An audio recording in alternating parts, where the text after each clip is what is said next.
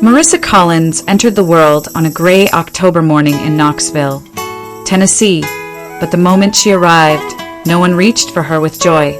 Her mother, Sheila Lane, was barely 17 and already worn thin by the consequences of a life lived too fast.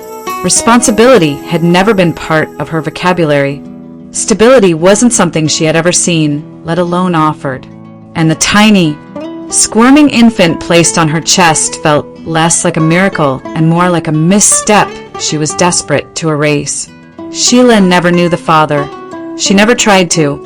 The months leading up to Marissa's birth were filled with late-night parties, shifting apartments, and a rotating cast of people who drifted in and out of her life without leaving names behind. When the baby arrived, Sheila stared at her with a flat, exhausted expression. The child cried, Sheila sighed. The nurses waited for a flicker of maternal instinct that never came. For the first few years, Marissa lived in an environment no child should ever remember. The small apartment in East Knoxville was cluttered, noisy, and rarely clean. Sheila treated motherhood like a burden she had been tricked into carrying. She fed Marissa out of obligation, not tenderness, scolded her for crying, left her with neighbors when she wanted to disappear for the night. People came and went through the apartment, bringing with them smoke, alcohol, and a kind of heaviness that settled into the walls. It didn't take long for Sheila's own mother, Dorothy Lane, to intervene. Dorothy was a stern, practical woman in her 60s, shaped by a lifetime of working-class survival and an unwavering belief in self-discipline. When she arrived one afternoon and found Marissa sitting on a stained carpet beside an overturned bottle and a drifting television screen, Dorothy made a decision, not out of love, but out of certainty that Sheila would eventually lose custody and the child would be swallowed by the foster care system. Dorothy filed the paperwork herself. Within weeks, Marissa was living in Dorothy's small house on the outskirts of Knoxville. The legal adoption went through without resistance. Sheila signed the documents with almost no emotion, already planning her next move, her next boyfriend, her next escape. In Dorothy's home, Marissa at least had food, clean clothes, and safety. But affection was a luxury Dorothy never offered. She fed the child because it was required, clothed her because it was necessary, and demanded obedience because a girl who grows up wild ends up just like her mother. Love never entered the equation. There were no bedtime stories, no celebrations, no spontaneous hugs. Just rules, chores, schedules, and silence. As Marissa grew older, the emotional gap between them widened. Dorothy believed praise made children soft, so she withheld it. She assumed comfort led to entitlement, so she offered none. The child learned early to stay quiet, to avoid mistakes, to keep her emotions tucked away. When she cried, Dorothy told her to pull herself together. When she asked about her mother, Dorothy shook her head and changed the subject. Then, when Marissa was in middle school, tragedy reshaped the household again. Dorothy's husband, Marissa's adoptive grandfather, died suddenly from a heart attack on his way back from the hardware store. He had been the gentlest presence Marissa had known in that house, a man who smiled at her in passing even if he never said much. His absence left the home colder than ever. Dorothy, hollowed out by grief, she refused to show, hardened further, retreating into a brittle shell of routine and discipline. Marissa responded by shrinking even more. She rose before dawn to complete chores. She learned to anticipate Dorothy's moods. She ate quietly at the corner of the kitchen table, never taking more food than she thought she deserved. She spoke softly, moved carefully, lived cautiously. The house was safe, but never warm. Predictable, but never comforting. And though she could not articulate it then, a truth shaped her entire childhood. She had never been wanted. Not by the mother who birthed her. Not by the grandmother who raised her out of duty. Not by the world that seemed to move around her without noticing she existed. It was a beginning marked by absence, a hollow space where love should have lived, a foundation built on neglect, loss, and quiet endurance. A childhood that left Marissa believing that survival was something she had to earn, and affection was something she would never be allowed to ask for. Adolescence arrived quietly for Marissa Collins, without the bursts of curiosity or rebellion that marked other kids her age. By the time she entered her teenage years, she had already learned the consequences of wanting too much. In Dorothy Lane's house, desire was a luxury and disappointment was a certainty. So Marissa became the kind of girl who stayed small in every room she entered, not out of shyness but out of survival. At school, she blended into hallways like a shadow that refused to cast itself. Teachers described her as polite, well-behaved, diligent, but also distant, unreachable. Her classmates rarely remembered seeing her smile. She did her assignments, answered when called on, and kept her head down. She had no space to be loud, no permission to express herself. Years of conditional care had carved silence into her bones. But even the quietest children have places where their minds wander. For Marissa, it was the lingering, fragile hope that her biological mother, Sheila, might someday return with something resembling stability. She imagined Sheila showing up with steady eyes, a real plan, maybe even arms open wide. A mother who would say she was sorry for leaving. A mother who would claim her. Reality was nothing like the picture she carried in her imagination. Sheila appeared only when her own life collapsed, when a roommate kicked her out, when her newest boyfriend disappeared, when rent was due and excuses ran dry. She would show up at Dorothy's door wearing the same chaotic mix of perfume and cigarette smoke, smile brightly as if nothing had ever been wrong, and sweep Marissa up in grand promises. "We'll find a place together soon," she'd say. "I'm getting my life back on track. Next time, I'll take you with me." Marissa clung to those words more than she admitted, storing them like treasures even though they dissolved almost immediately. Sheila always left as quickly as she arrived, stepping back into her drifting lifestyle without looking back. Each visit reopened the wound Marissa was trying to ignore, the longing for a mother she would never truly have. Dorothy saw these visits for what they were, disruptions. She made no effort to hide her disdain. "That woman brings nothing but trouble," she would mutter as Sheila walked away. "Don't let her fill your head with nonsense." But Dorothy's warnings did nothing to ease the ache left behind. If anything, they deepened it. Marissa learned to lock her emotions away, to show nothing that could be interpreted as need. When 9th grade ended and her peers talked excitedly about applying to different high schools, Dorothy made the decision without hesitation. "You'll go to the vocational program in town," Dorothy said over breakfast, sliding a pamphlet across the table as though the matter were already settled. "It's practical. You'll learn something useful. College isn't realistic." She didn't ask what Marissa wanted, didn't consider whether the girl had dreams, talents, or interests of her own. For Dorothy, the safest path was the one she could control. Marissa didn't argue. Defiance had never been an option in Dorothy's home. Years of rigid rules and emotional austerity had taught her that resistance only led to harsher silence. So she nodded, folded the pamphlet neatly, and prepared herself for a future chosen by someone else. Other girls her age complained about curfews, pushed boundaries, tested limits. Marissa simply moved through her days on rails laid down long before she was old enough to choose a direction. Her world was defined by obedience, a form of quiet captivity she didn't know how to escape. In these years, the emotional texture of her life hardened.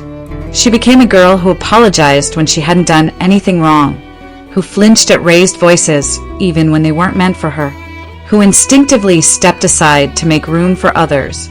A girl who believed that wanting things, love, freedom, opportunity, was selfish. Her adolescence wasn't marked by rebellion, but by resignation. Not by exploration, but by retreat. Not by choices, but by the absence of them.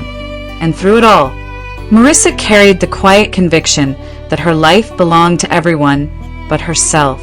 Marissa entered community college without expectations, treating it the same way she approached every other stage of her life. Quietly, cautiously, without allowing herself to hope for more than survival. She studied office administration, a practical choice Dorothy approved of, and kept to herself during classes, slipping in and out of lecture halls like a shadow. She had spent most of her life unseen.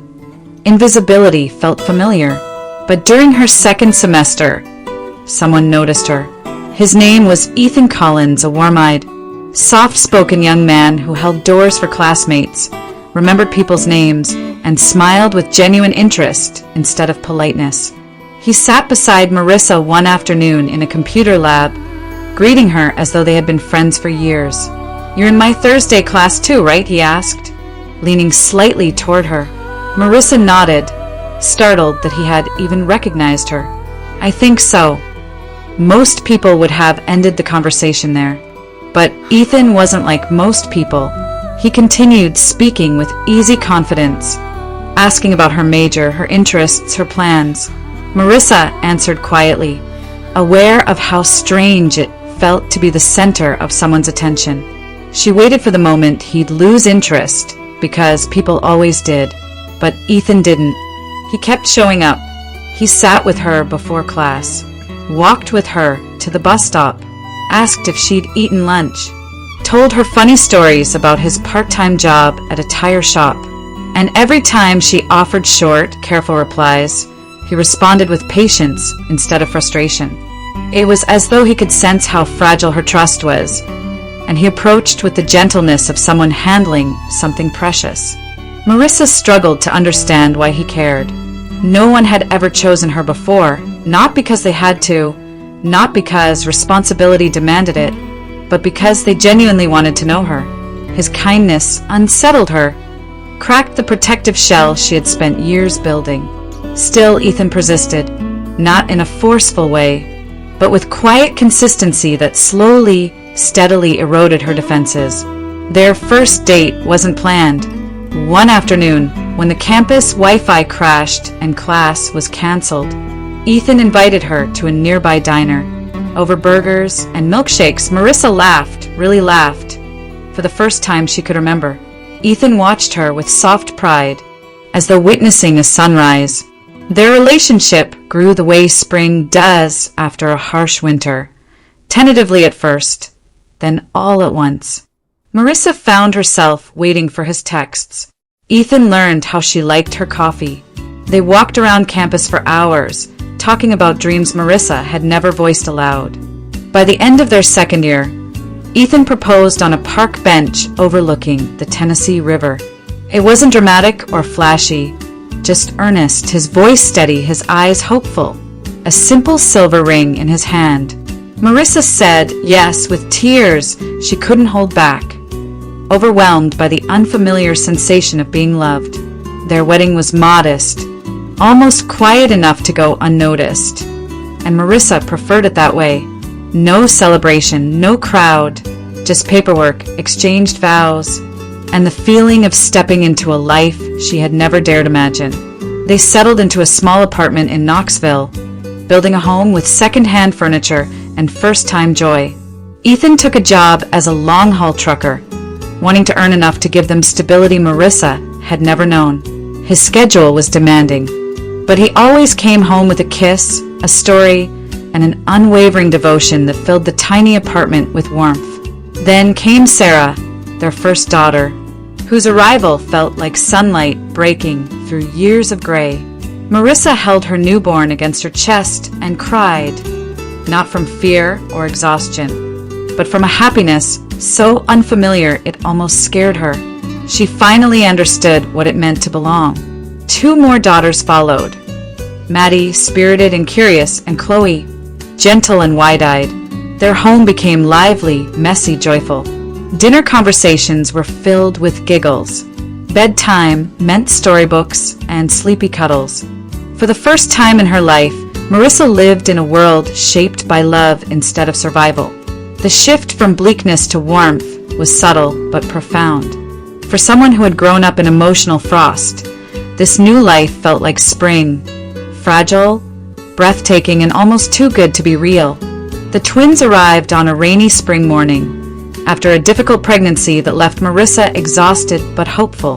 When the nurses placed the boys in her arms, she felt the familiar wash of awe she had experienced with her daughters, multiplied this time, doubled in weight and wonder. She named them Noah and Eli, two tiny brothers curled against her chest, warm and fragile, their hearts beating softly beneath her fingertips. For a few days, everything felt perfect. The house was chaotic with 3 little girls running around and 2 newborns demanding constant care. But it was a joyful chaos. Ethan beamed every time he held the boys, already planning backyard adventures and sibling traditions. Marissa watched him and felt her heart stretch in ways she hadn't known were possible. But within weeks, the quiet began to crack. Eli wasn't feeding well. He tired quickly, breathing too fast, too hard. Marissa sensed something was wrong long before the doctors confirmed it. Long before anyone said the words that would shake the foundation of their lives.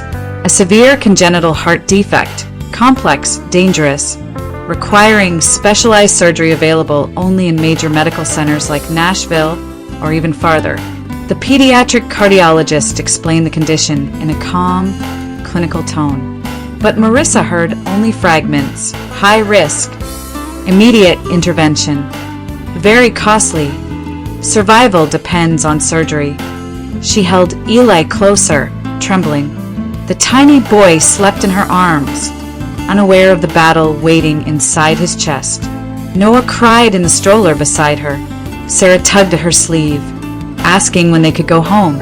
Maddie and Chloe pressed their faces against the fish tank in the waiting room. Marissa felt the world tilt. Ethan wrapped an arm around her shoulders, steadying them both. "We'll figure it out," he whispered. "I'll pick up extra routes. We'll save every dollar. I promise you we'll get him the surgery." His certainty kept her breathing. Ethan had always been the unshakable one, the steady anchor in every storm.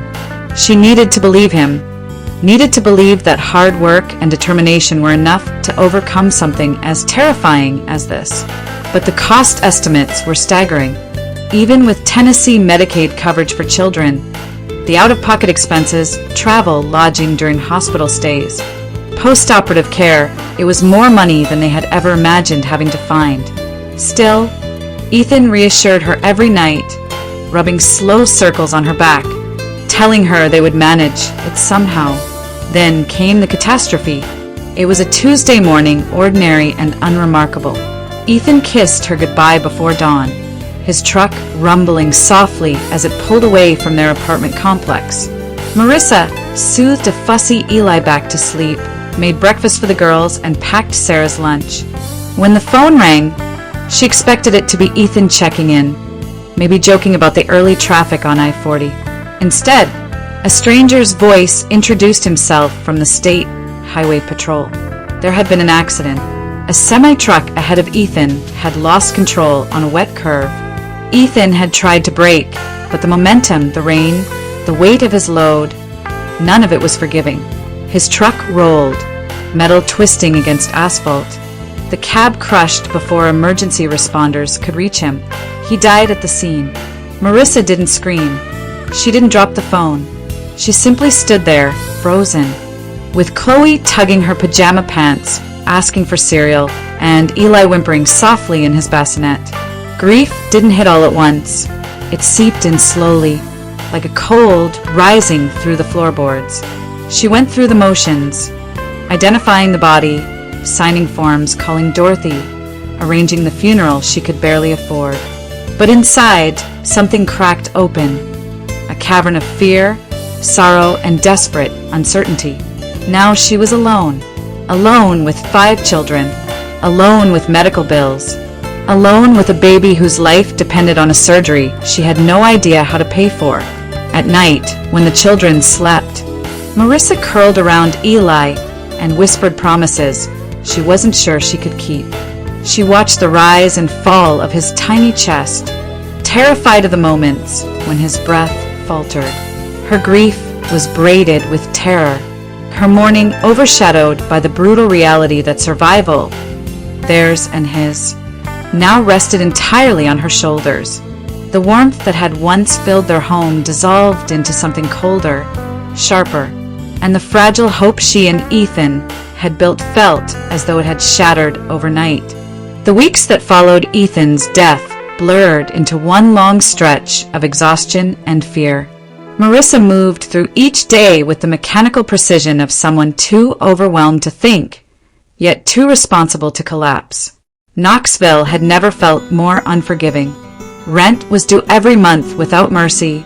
Childcare costs doubled because there was no one to help, and Eli's medications, small bottles with long, frightening names, cut deeper into her budget than groceries. Every receipt became a reminder that survival had a price she could no longer afford. She developed a routine, not because it made life easier, but because it was the only way anything functioned at all. She woke before dawn to feed the twins. She dressed the girls, walked Sarah to school holding a stroller with one hand and Maddie's and Chloe's palms with the other. Then she hurried home to clean, to soothe, to count formula cans and diapers like someone rationing the last supplies in a storm cellar. Eli's breathing was always the background sound in her mind, a soft, uneven rhythm that kept her awake even after the house fell silent. His chest worked too hard for someone so small. Every gasp felt like a countdown. She applied for Tennessee Medicaid, hoping it would cover more of Eli's specialist visits. She filled out forms for SNAP, the Supplemental Nutrition Assistance Program, stood in line for TNF, temporary assistance for needy families, met with caseworkers who spoke kindly but kept repeating the same thing. These programs can help, but they can't cover everything. The surgery remained impossibly expensive, a mountain she had no idea how to climb. A social worker encouraged her to start a fundraiser. So Marissa created an online donation page with shaky hands, attaching a picture of Eli sleeping beneath a knitted blanket. She wrote a short description because anything longer made her cry. She checked the page every night. Some days there were $5, some days 10, never enough. Hope didn't disappear suddenly. It eroded grain by grain. Friends from community college messaged condolences but offered little else. Everyone had their own bills, their own struggles. Dorothy visited once, sitting stiffly at the kitchen table, remarking that children were expensive even under the best circumstances. She never stayed long. She never held the twins. The loneliness of those months was a weight Marissa carried everywhere. She learned to ration time the way she rationed formula.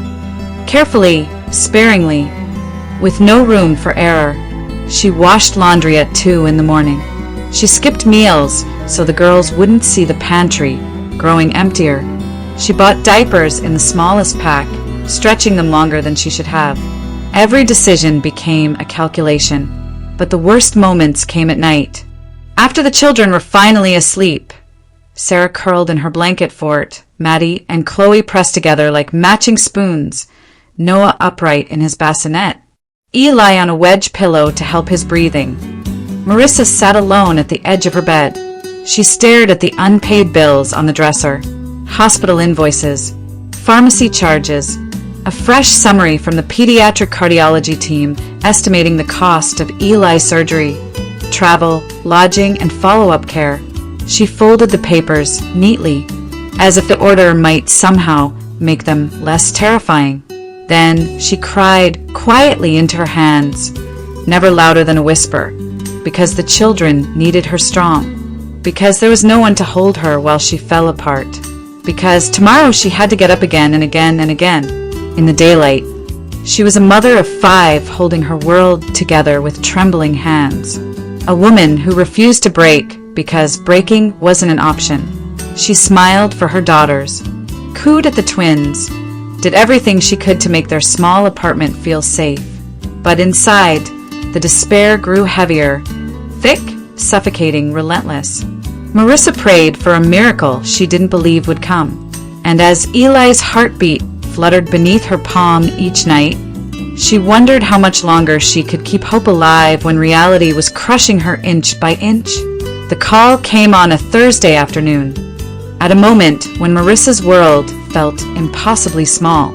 Eli had been fussy all morning, his breathing uneven again, and the girls were restless from being stuck indoors.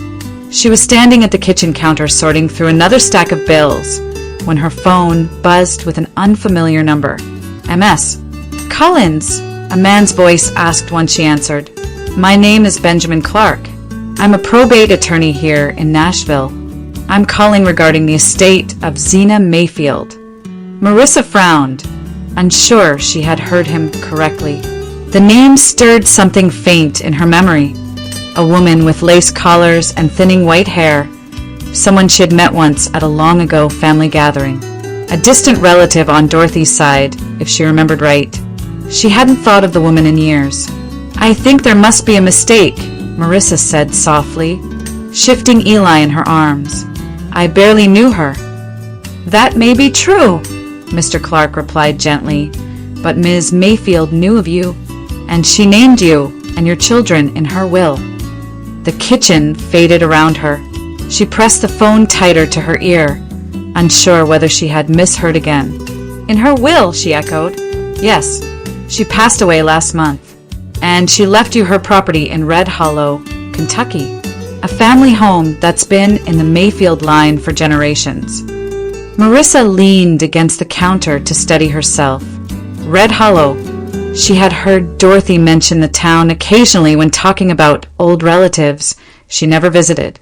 It was rural, remote, hours from Knoxville, and she could not imagine why anyone would leave her house there.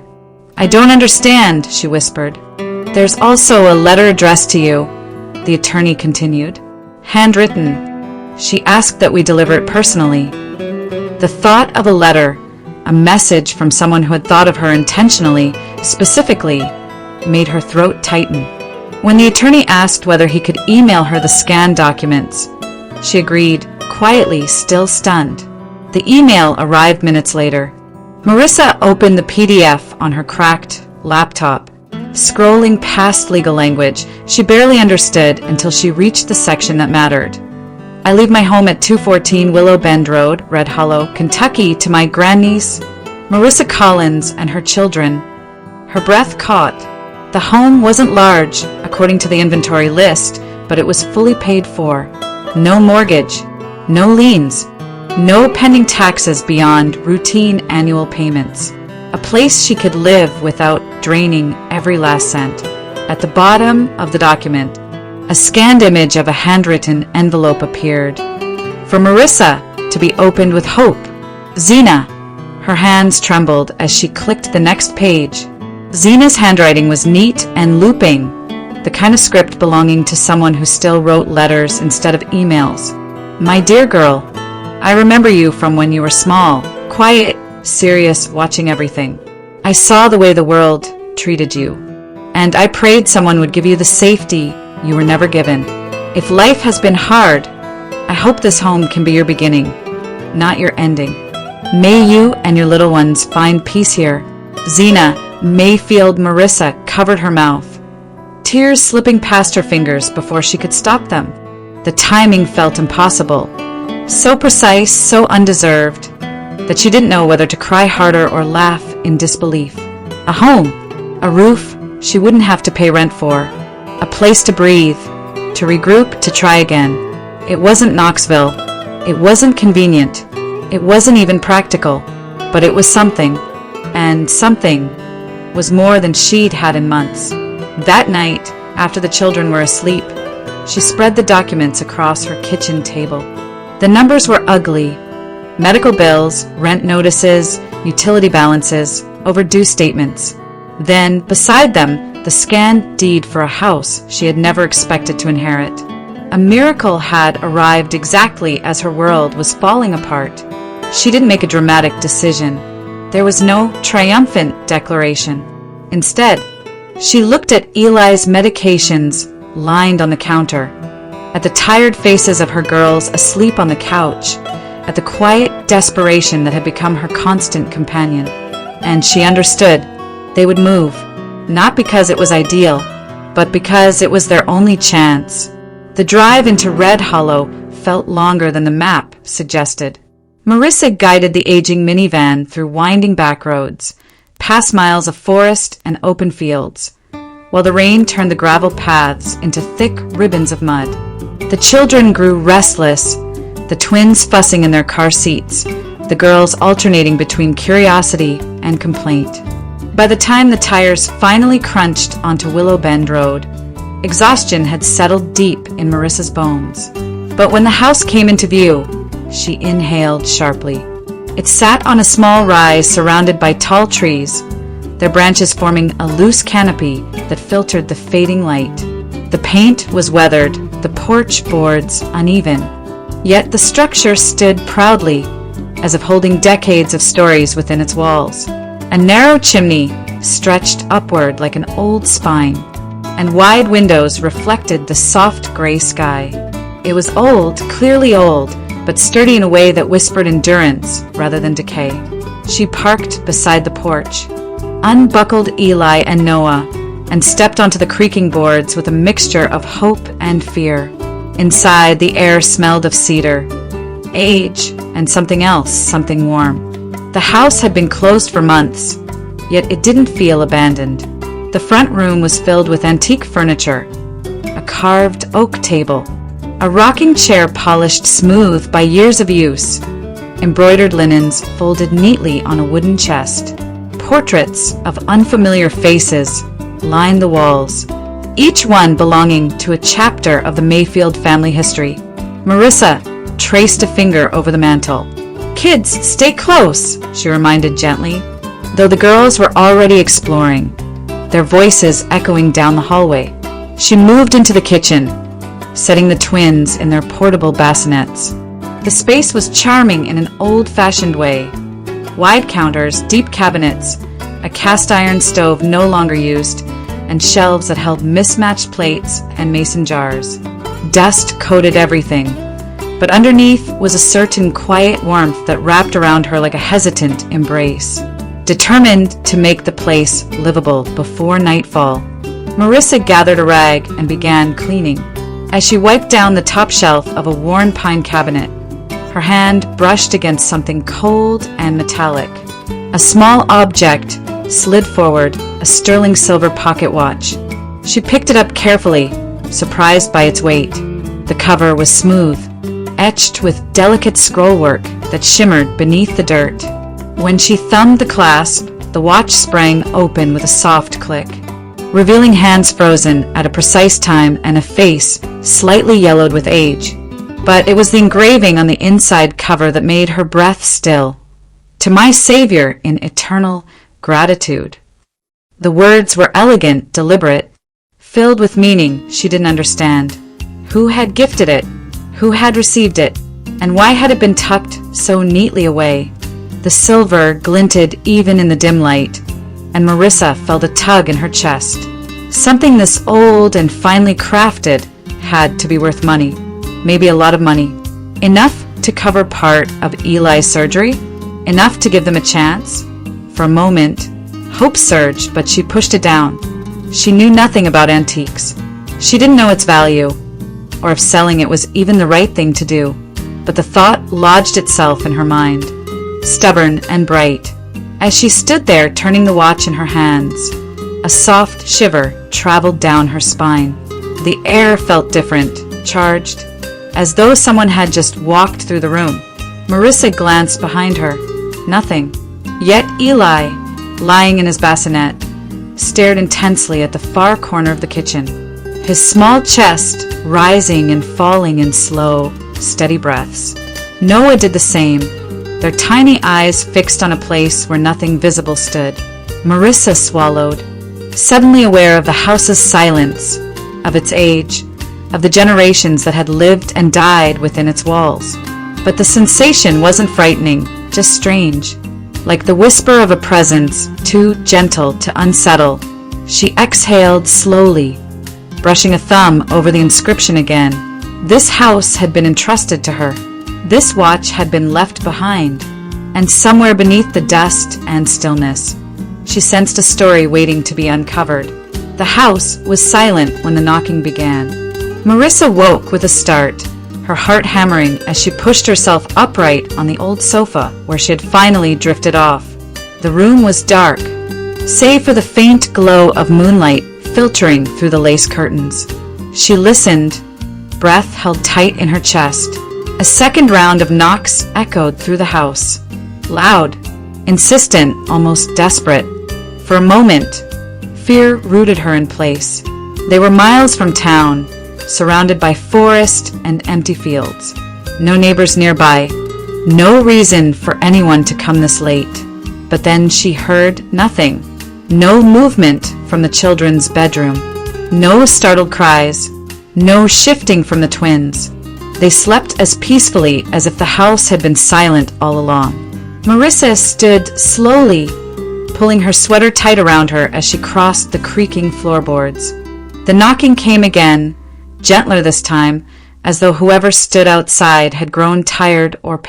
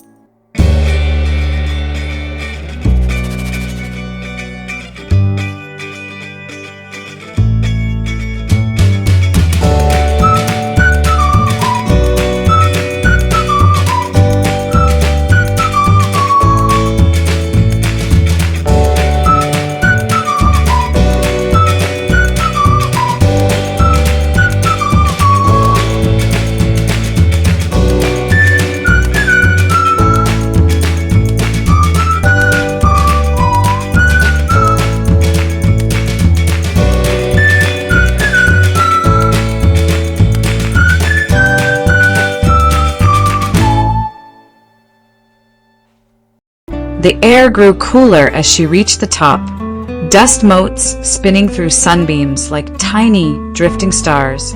Boxes lined the walls, each labeled in careful handwriting. She knelt before the largest one, Mayfield Family, Photos. Inside lay dozens of albums, their leather covers cracked with age. She lifted the first one, gently, then opened it across her lap. Old photographs filled the pages, sepia portraits of stern men and soft-faced women, black and white snapshots of farmhands' riverbanks, church gatherings. She flipped slowly, her fingertips tracing the curled edges. Halfway through the second album, her hand froze. There he was, a photograph labeled in faded ink. Isaiah Mayfield, 1973. The man in the picture was unmistakable. Frail frame, kind eyes, that same gentle warmth in his expression. The same features she had seen sitting at her kitchen table just hours earlier. Marissa's breath hitched. Her heart pounded with a mix of awe and something close to fear, but not fear of him. Fear of what it meant. She closed the album slowly, her fingers trembling. A knock startled her. This time it was soft, polite, nothing like the insistent pounding from the night before. Marissa hurried downstairs and opened the door to find a woman in her late 60s standing on the porch, holding a freshly baked pie.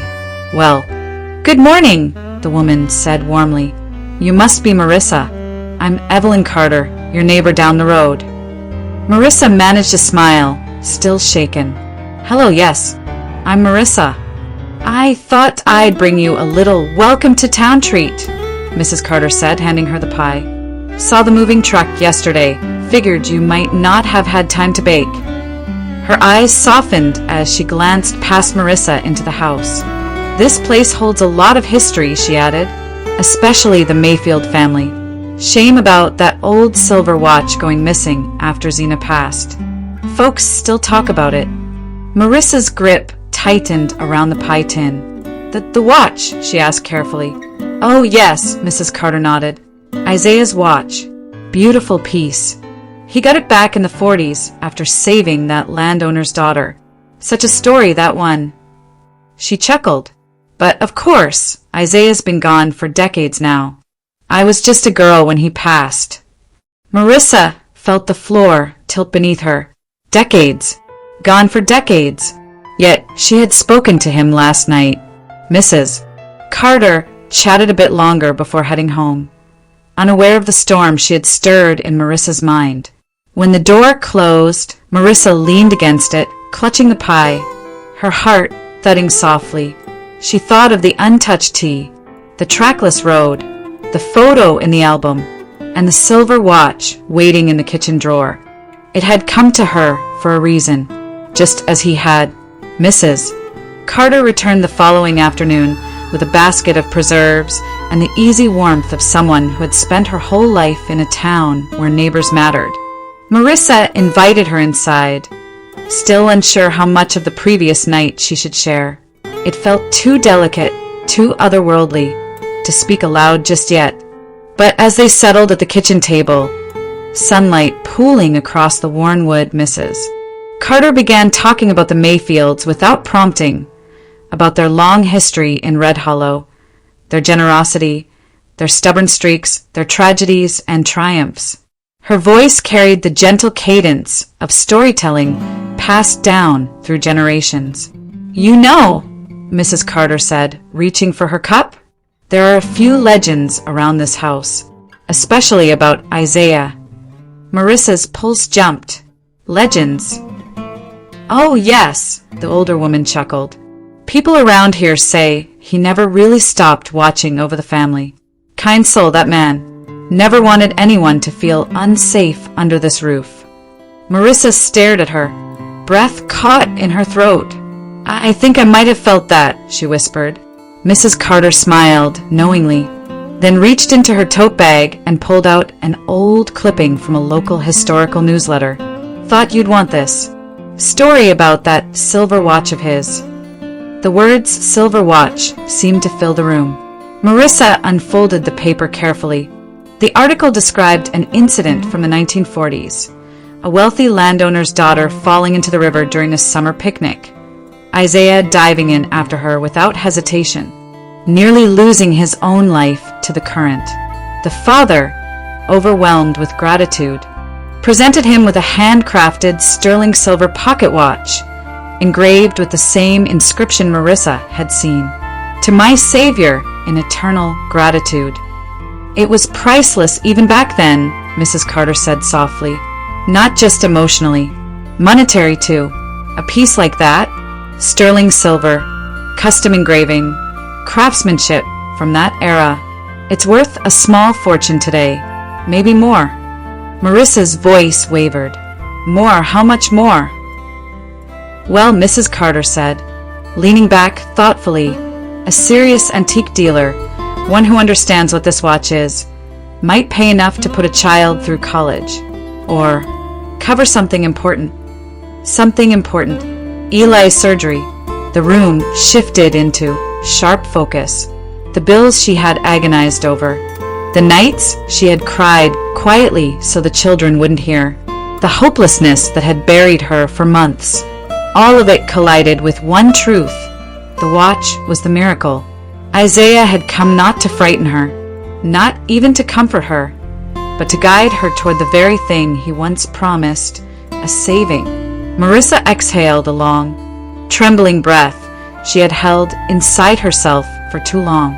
Mrs. Carter reached across the table and touched her hand. "Sometimes, honey, things find their way to the people who need them most." When the older woman left, Marissa stood in the center of the kitchen, listening to the quiet hum of the house. The watch lay in the drawer beside her, wrapped gently in a cloth, waiting. She walked to the window. Outside, the land shimmered under the afternoon sun, the trees swaying softly, the porch casting its long shadow across the yard. This place had been entrusted to her, not just the house, but its memories, its stories, its guardians. "Thank you," she whispered, unsure whether she was speaking to the walls, the land, or the spirit of the man who had saved a little girl so many decades ago. She retrieved the watch, holding it carefully, reverently. It gleamed as though polished by unseen hands. She traced the inscription with her thumb and felt something shift inside her. Something warm, steady, quietly fierce. Hope. Not the desperate, fragile hope she had clung to in Knoxville, but a deeper one, a real one. She knew what she had to do. Tomorrow, she would contact an antique appraiser in Louisville, a reputable dealer who specialized in heirlooms of significant historic value. She would take the watch, secure the funds, and schedule Eli's surgery. For the first time in months, the future didn't look impossible. That night, after the children fell asleep, Marissa stepped onto the porch. The moon hung low between the trees, silver and soft. She felt a presence, not frightening, not even visible, but reassuring, as if someone stood quietly nearby. "Thank you." "Isaiah," she whispered into the cool air. No wind answered. No voice replied, but the house seemed to settle around her, peaceful and protective, as though acknowledging her gratitude. The ending was not victory, not yet, but it was hope, quiet, steady, and finally within reach. And for the first time in years, Marissa allowed herself to believe that tomorrow might be better than yesterday,